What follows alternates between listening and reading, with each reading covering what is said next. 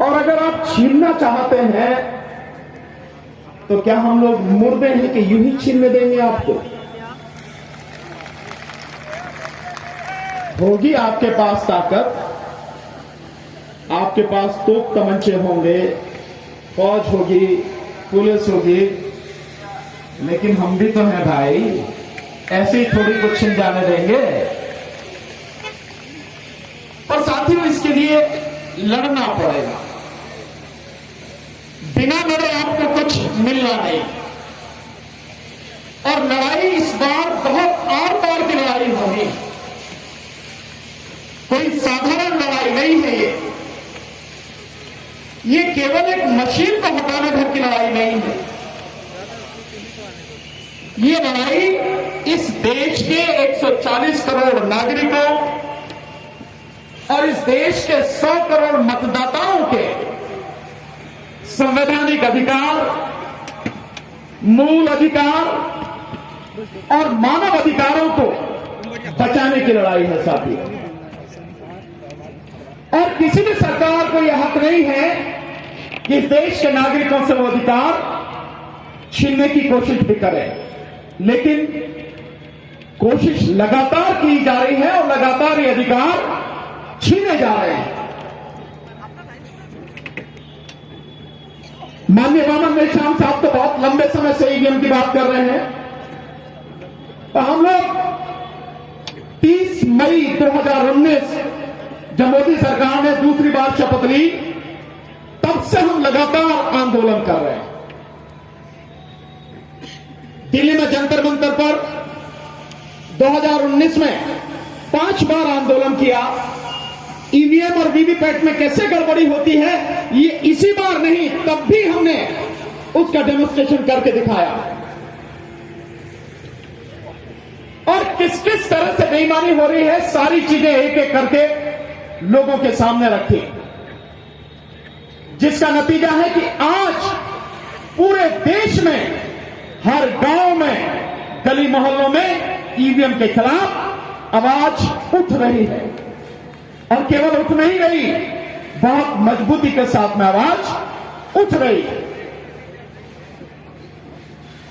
और ये आवाज साथियों इतनी मजबूती के साथ हमें उठानी है कि न केवल सरकार बल्कि इलेक्शन कमीशन, जो इस देश के प्रधानमंत्री की गुलामी में लगा हुआ है, उसको भी ये समझ में आ जाए कि जनता अगर खड़ी हो जाएगी तो बख्शेगी किसी को नहीं, चाहे कोई भी हो। जो हमारे अधिकारों को छीनने की कोशिश करेगा, बख्शेंगे किसी को नहीं।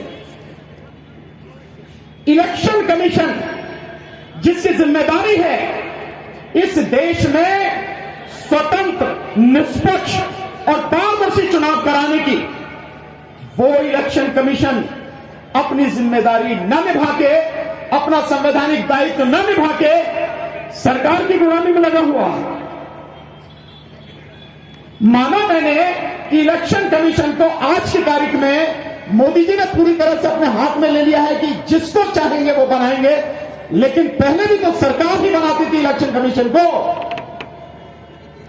बावजूद उसके इस देश ने टीएन शेषन जी जैसा इलेक्शन कमिश्नर देखा है, उनको भी तो सरकार ने नियुक्त किया था, लेकिन उस व्यक्ति ने अपने आप को मानसिक गुलाम न बना के देश के संविधान और देश की जनता के प्रति ईमानदारी से अपनी जिम्मेदारी निभाई और किसी भी सरकार की बात न मानकर स्वतंत्र, निष्पक्ष और पारदर्शी चुनाव कराया।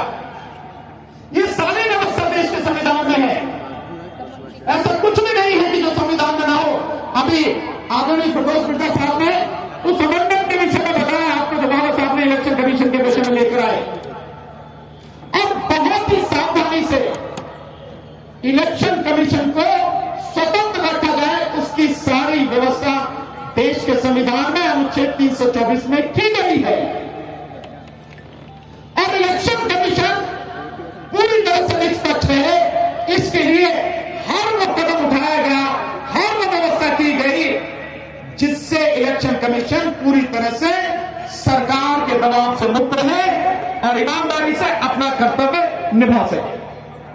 इसीलिए इलेक्शन कमीशन जिस दिन से नियुक्त होता है और जिस दिन तक का उसका कार्यकाल रहता है, टेन्योर रहता है, उसकी सारी सुविधाओं में, उसके वेतन में, उसके अधिकारों में, उसकी शक्तियों में किसी भी तरह का फेरबदल नहीं किया जा सकता। यह संविधान में व्यवस्था है। और यही नहीं, उसको हटाने की व्यवस्था भी इतनी मजबूत की गई है कि उसको हटाने के लिए महाभियोग यानी इंपीचमेंट की प्रक्रिया अपनानी पड़ती है, जो सुप्रीम कोर्ट के जजेस को हटाने के लिए है। यह व्यवस्था की गई है। बेशक सरकार बनाती है, लेकिन सरकार के हाथ में पावर नहीं दी गई कि वो इलेक्शन कमीशन को हटा सके। यह उसको इंडिपेंडेंट बनाए रखने के लिए व्यवस्था की गई। और इतना ही नहीं, एक और व्यवस्था की गई। आपने देखा होगा कि हाई कोर्ट के जज हैं, सुप्रीम कोर्ट के जज हैं, ये भी सेवानिवृत्त होने के बाद, रिटायरमेंट के बाद में कहीं किसी कमीशन के चेयरमैन, मेंबर, कहीं पे गवर्नर और कहीं पे आपने देखा होगा कि राज्यसभा में जाएं, ये व्यवस्था भी इलेक्शन कमीशन के लिए पूरी तरह से बंद की गई है। रिटायर होने के बाद इलेक्शन कमीशन को किसी भी विभाग में, किसी भी डिपार्टमेंट में कहीं भी नियुक्त नहीं किया जाएगा। यह सिर्फ इसलिए है ताकि इलेक्शन कमीशन पूरी तरह से इंडिपेंडेंट होकर काम करे, देश के लोकतंत्र और देश के संविधान को बचाने के लिए अपनी संविधान की जिम्मेदारियों को निभाए। लेकिन इलेक्शन कमीशन कुछ और ही कर रहा है। इलेक्शन कमीशन कह रहा है कि हम कह रहे हैं ईवीएम ठीक है। कौन हो भाई तुम? तुम्हारी औकात क्या है? तुम इस देश के सिंपल एक पब्लिक सर्वेंट हो। पब्लिक माने जनता, सर्वेंट माने नौकर। तुम जनता के नौकर हो और जनता मालिक है। वो जैसे कह रही है तुम्हें वो करना है, और जनता कह रही है ईवीएम से चुनाव नहीं होगा, तो तुम्हें कुछ सोचने की जरूरत नहीं, ईवीएम से चुनाव बंद करा देना चाहिए तुरंत। लेकिन वो कहता है कि विश्वास करो। हम यहां नागपुर में हैं, नागपुर में दीक्षा भूमि, यहां है हम। और इस दीक्षा भूमि में जब 1956 में बाबा साहब ने बौद्ध धर्म की दीक्षा ली, वही बौद्ध धर्म के प्रणेता तथागत बुद्ध कहते हैं कि किसी भी बात को इसलिए मत मान लेना कि आपके माता पिता कह रहे हैं। किसी भी बात को इसलिए भी मत मान लेना कि आपके गुरु कह रहे हैं। किसी भी बात को इसलिए भी मत मान लेना कि कोई संत महात्मा कह रहे हैं, या किसी भी बात को इसलिए मत मान लेना कि मैं कह रहा हूं। इससे बड़ा कोई आधार नहीं हो सकता सच्चाई को स्थापित करने का, सच को जानने का। उन्होंने अपने लिए भी कहा कि किसी को इसलिए मान लेना, किसी बात को, कि मैं कह रहा हूं। किसी भी बात को तभी मानना जब आप अपने अनुभव से, ज्ञान से इस निष्कर्ष पर पहुंचो कि यह बात सही है और इससे बहुत से लोगों का कल्याण होगा। और जनता का नौकर कह रहा है कि मैं तो कह रहा हूं, इस बात को मान लो। और वो जनता का नौकर जब 5 जनवरी को हम लोगों ने दिल्ली में पटेल हाउस कोर्ट से मार्च करने की बात कही कि इलेक्शन कमीशन के पास जाएंगे और उनसे कहेंगे 50 ईवीएम मशीनें हमें दो, हम बताएंगे कि कैसे मैनिपुलेशन होती है इसमें। वही इलेक्शन कमीशन डर गया, हमें 50 मशीनें देने को तैयार नहीं। हम लोगों को पुलिस के माध्यम से डिटेन कराया गया, सरकार और इलेक्शन कमीशन दोनों डर गए। और उसके बाद में जब 6 जनवरी 2024 को दिल्ली में जंतर मंतर पर हमने बाकायदा डेमोन्स्ट्रेशन दिखा के सरकार को और इलेक्शन कमीशन को नंगा कर दिया और कहा कि इस तरह से गड़बड़ी होती है, प्रदर्शन करके दिखाया। उसके बाद ईवीएम लेके जगह जगह घूम रहा है। 40,000 गाड़ियां उतारी हैं इलेक्शन कमीशन ने। इलेक्शन कमीशन का तो नाम है, वैसे तो मोदी जी ने उतारी है, तो उस पर लिखा हुआ है ना गाड़ी पे, मोदी की गारंटी, यही लिखा हुआ है। सो आप जो दुनिया को बताते फिर रहे हो, लोगों को बताते फिर रहे हो, उनसे साइन कराते फिर रहे हो, हमें दिखाओ ना। ये क्या बताएंगे लोग? इन्हें क्या पता है? क्योंकि इन्हें यूं नहीं पता। मैं बार बार एक सवाल पूछता हूं, इस देश की सुप्रीम कोर्ट के तमाम जजेस से, हाई कोर्ट के तमाम जजेस से, इस देश में जितने भी डिस्ट्रिक्ट कोर्ट हैं, उनकी जितने भी जजेस हैं उन सबसे, तमाम आईएएस ऑफिसरों से, तमाम आईपीएस ऑफिसरों से, कलेक्टर, एसपी, एसएसपी, सबसे मैं पूछता हूं, इस देश के तमाम प्रोफेसर से पूछ रहा हूं, तमाम मंत्री, प्रधानमंत्री, मुख्यमंत्री, सबसे पूछ रहा हूं, सारे एडवोकेट से पूछ रहा हूं, डॉक्टर से पूछ रहा हूं, इंजीनियर एक्सेप्ट सॉफ्टवेयर इंजीनियर, उनसे, और जितने भी पीएचडी करे हुए लोग हैं, पढ़े लिखे लोग हैं, भाई ईवीएम की तकनीक क्या है जानते हो क्या इसे? ईवीएम कैसे काम करती है जानते हो क्या इसे? आप बताइए, सारे के सारे लोग जानते हैं क्या? मुझे लगता है चुप बैठे ही जानते हैं शायद, तो बताइए सारे लोग जानते हो क्या? कोई नहीं जानता।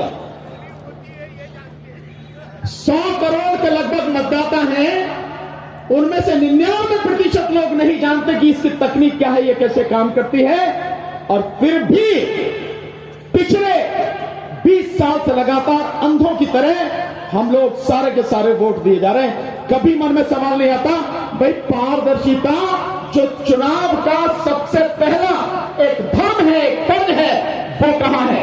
कहां है पारदर्शिता? 3 मशीनें इस्तेमाल होती हैं, एक में बटन दबाया जाता है, दूसरे में 7 सेकंड के लिए फोटो दिखाई जाती है, जिसकी फोटो दिखाई जाती है वो कागज दिया नहीं जाता, उसकी गिनती नहीं होती, और जिसमें पता नहीं है कंट्रोल यूनिट कि हमारी वोट गई भी है, नहीं भी गई, कहां गई है, किसको गई है, उसकी गिनती की जाती है। इससे ज्यादा बड़ा अधर्म, इससे बड़ा देश को कोई होगा क्या?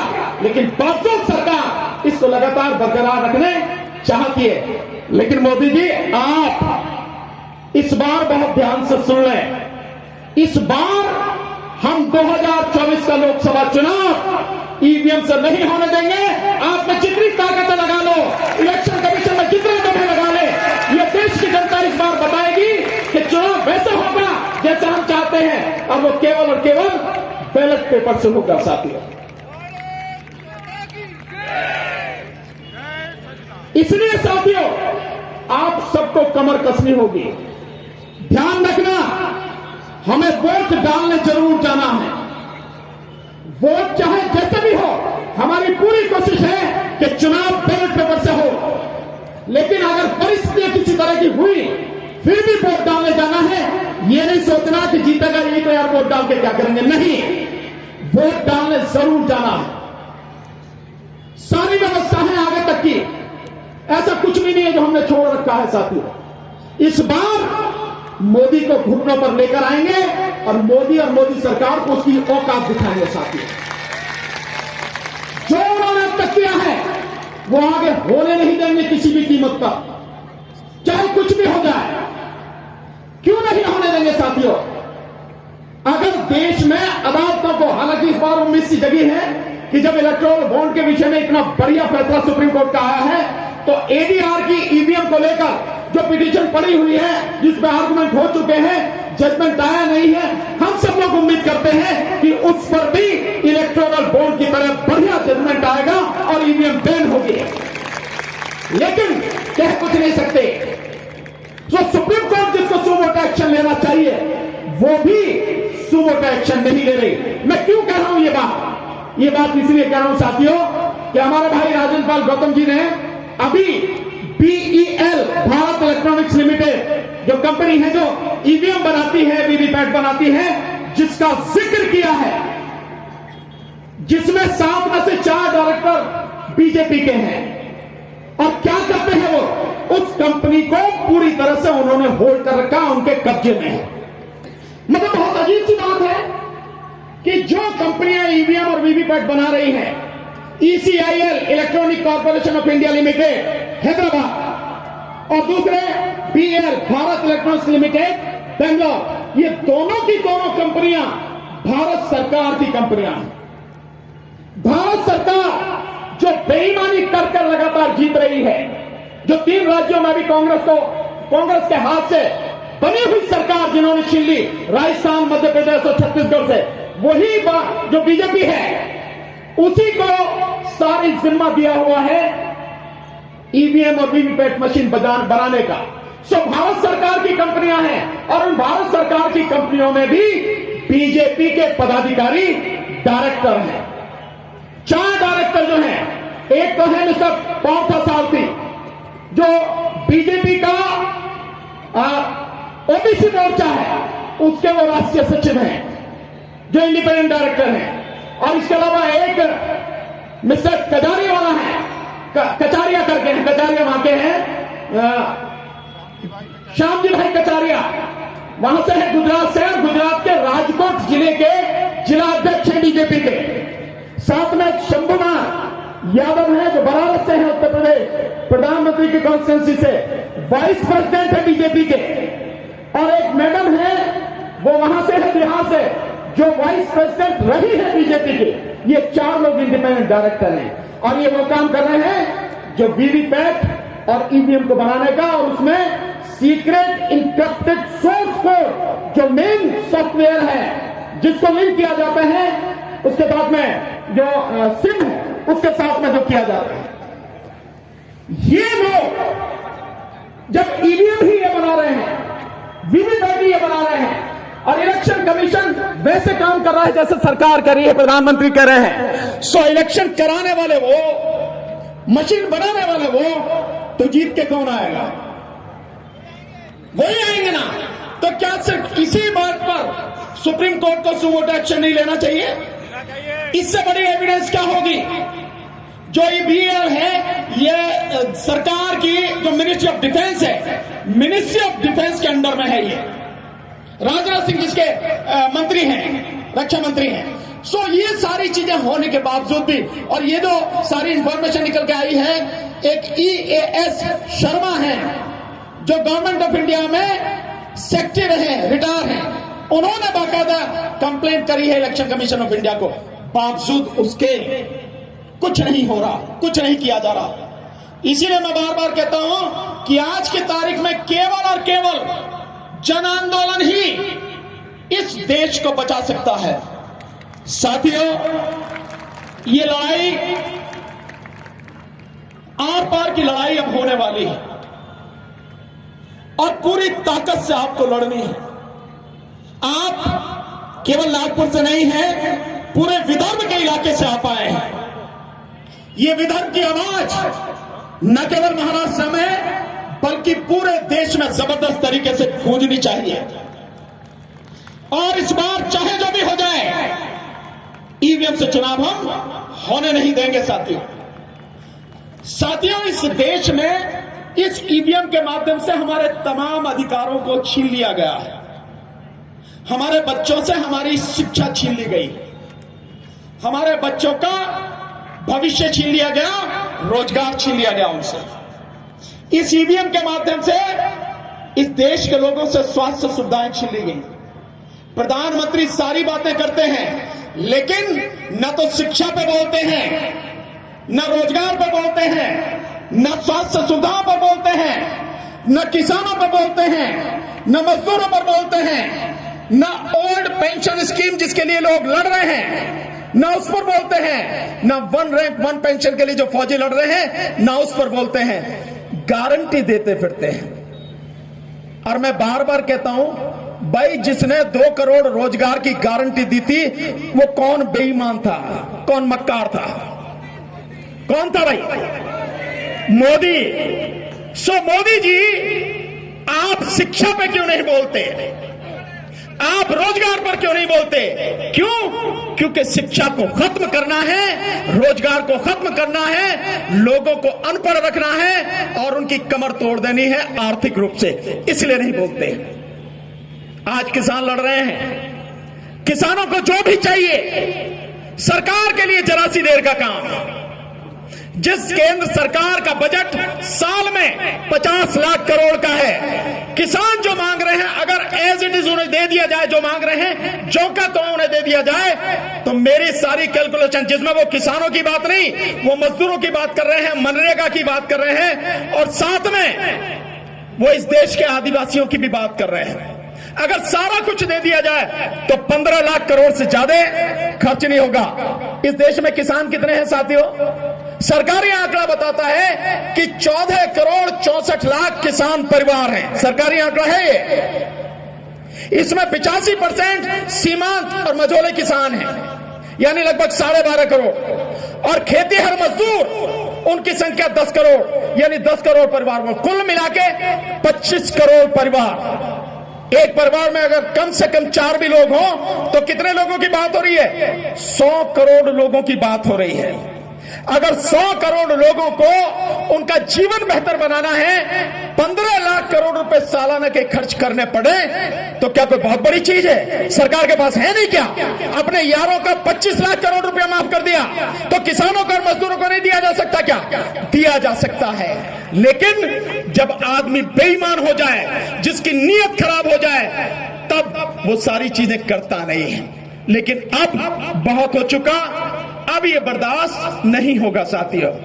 एक बात और आपको बताऊंगा, जिस वीवीपैट को लगाया गया था 2013 के जजमेंट के बाद, 8 अक्टूबर 2013 का जो जजमेंट था, सुब्रमण्यम स्वामी बनाम इलेक्शन कमीशन ऑफ इंडिया, आदरणीय वामन मेश्राम जी की तरफ से भी जो पिटीशन थी उसको भी टैग किया गया था उसमें, उसके जजमेंट के बाद जो लगाया गया, और 2017 के बाद जो वीवीपैट आई उसका एक आंकड़ा देखिए आप, बड़ी मजेदार बात। मतलब इतने सारे सबूत के बाद भी कोई कोर्ट काम नहीं कर रही कुछ भी। और वो आंकड़ा क्या है? 22 जनवरी 21 या 22 जनवरी 2022 को इलेक्शन कमीशन ने ECIL हैदराबाद को और BEL बेंगलोर को और BEL पंचकुला को एक लेटर लिखा, और उसमें कहा, ECIL से कहा कि तुमने जो मशीनें दी थी 4 लाख वीवीपैट खराब हैं, और BEL बेंगलोर को कहा कि तुमने जो मशीनें दी थी उसमें 1,85,000 मशीनें खराब हैं, और BEL पंचकुला को जो कहा कि तुमने जो मशीनें दी थी उसमें 65,000 वीवीपैट मशीनें खराब हैं। कुल 37%, यानी 17.5 लाख में से 6.5 लाख मशीनें खराब हैं। ये लेटर कब दिया? 2022 में। वीवीपैट कब आई? 2018 में। उसके बाद में लोकसभा का इलेक्शन 2019 में हो गया और कई राज्यों में चुनाव हो गए। तो जहां जहां ये खराब मशीनें लगी, क्या वहां इलेक्शन सही हुआ होगा? नहीं हुआ होगा। ये सारी गड़बड़ी होने के बावजूद भी कोई सुनने को तैयार नहीं है। लेकिन अब सुनेंगे। अब जिस तरह से मशीनें लेके भाग रहा है इलेक्शन कमीशन, ध्यान रखिए, मैं विश्वास दिलाता हूं इन मशीनों को डिब्बे में बंद करके रखेगा। ये चुनाव जो होगा वो बैलेट पेपर से ही होगा। एक बात और कहना चाहूंगा, जो पॉलिटिकल पार्टियां हैं, इस लड़ाई को लड़ने की जिम्मेदारी तो उन्हीं की थी। सबसे ज्यादा नुकसान तो उन्हीं को हुआ है या होगा। इस विषय में उन्हें सबसे मजबूती से आवाज उठानी चाहिए। माननीय राहुल गांधी की न्याय यात्रा लेकर चल रहे हैं। आपको जरूरत क्या है न्याय यात्रा लेने की, करने की? देश की जनता आपको वैसी वोट दे रही है, बता तो लो। आप लोग बता नहीं पा रहे। इस न्याय यात्रा की जगह इस न्याय शब्द को कुछ देर के लिए हटा के ईवीएम यात्रा कर दो, आप देखिए कि क्या तूफान उठेगा पूरे देश में। लेकिन समझ नहीं आ रही बात कि कौन उनको सलाह दे रहा है, किस तरह से वो काम कर रहे हैं। उनके पिताजी के सबसे बड़े तकनीकी सलाहकार सैम पित्रोदा इस देश में संचार क्रांति को लाने वाले, कंप्यूटर को लाने वाले, शिकागो में रहते हैं। राहुल गांधी की ओवरसीज यानी विदेशों में जितनी भी मीटिंग होती है सबको वो मैनेज करते हैं, सबकी व्यवस्था वो करते हैं। वो कह रहे हैं कि ईवीएम में गड़बड़ी होती है और विपक्ष को इकट्ठे होकर इसके खिलाफ लड़ना चाहिए। बावजूद उसके उनकी समझ में नहीं आ रही। बहुत अजीब सी स्थिति है कि उनकी समझ में नहीं आ रही। मैंने नए तरह में एक मीटिंग हुई थी, माननीय दिग्विजय सिंह वहां पर आए थे, कांग्रेस के नेता।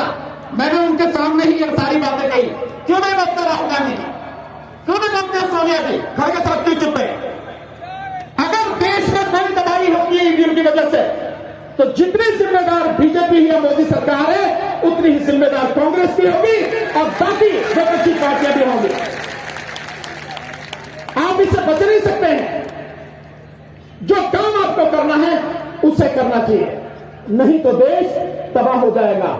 और अब देश के लोगों के पास केवल और केवल ये मई तक का ही समय है। अगर एक बार ईमानदारी से लड़ लिए तो देश का इतिहास कुछ और होगा, तस्वीर कुछ और होगी। और अभी भी अगर बैठे रहे, चुप रहे, बोले नहीं, डरते रहे, तो साथियों सब कुछ आपकी आंखों के सामने तबाह होगा। आपकी नस्लें और फसलें दोनों तबाह हो जाएंगी, आप बचा नहीं पाएंगे। और इसके लिए जिम्मेदार एक ही व्यक्ति होगा और वो है देश के प्रधानमंत्री नरेंद्र दामोदर दास मोदी। ये बात आप सबको समझने की जरूरत है साथियों, अन्यथा कुछ बचेगा नहीं। अगर चुनाव ईवीएम से हुआ, मैं बार बार कह रहा हूं, आपके यहां कह के जा रहा हूं, अगर चुनाव ईवीएम से हुआ तो मोदी निश्चित रूप से जीत के आएगा। और अगर जीत के वो आया तो आगे इस देश में चुनाव होने वाला नहीं है। ये आप लिख लेना बात मेरी, क्योंकि जिस मकसद को लेकर चल रहे हैं 2025 में हिंदू राष्ट्र की घोषणा, तो हिंदू राष्ट्र की घोषणा करेंगे तो लोकतंत्र में नहीं हो सकती, वो राजतंत्र में ही हो सकती है। और राजतंत्र थानों से चलता है, अदालतों से नहीं चलता। तो वकील भी समझ रहे हैं कि उनके काले कोट भी खुट्टी पर टंग रहे हैं कि जब अदालत ही नहीं रहेंगे तो तुम्हें कौन पूछेगा, कहां जाओगे। और जिस तरह से इस देश के संघीय ढांचे को खत्म करने की लगातार कोशिश की जा रही है सरकार द्वारा, मोदी सरकार द्वारा, उसके बाद जो विधायिका हैं, जो ये आपकी विधानसभाएं हैं, ये भी बचने वाली नहीं है। क्योंकि जब केंद्र से राज होना है, राजतंत्र चलना है, तो विधानसभाओं की क्या जरूरत है। इस बात को सब लोगों को समझने की जरूरत है साथियों।